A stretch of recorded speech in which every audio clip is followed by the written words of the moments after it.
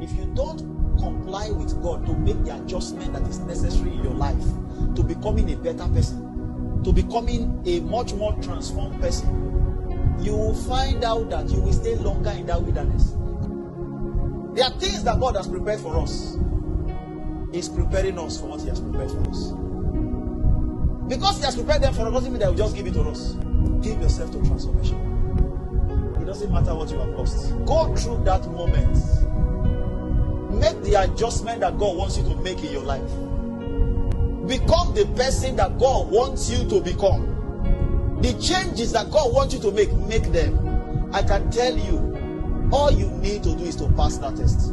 If you pass it, you have not lost anything. But you see, if you refuse to become that man, you will now know experientially that God is patient. And when He waits and waits and waits and waits and waits, He sees that there's no hope that will get anything from Him. He will now take your child and walk with your child.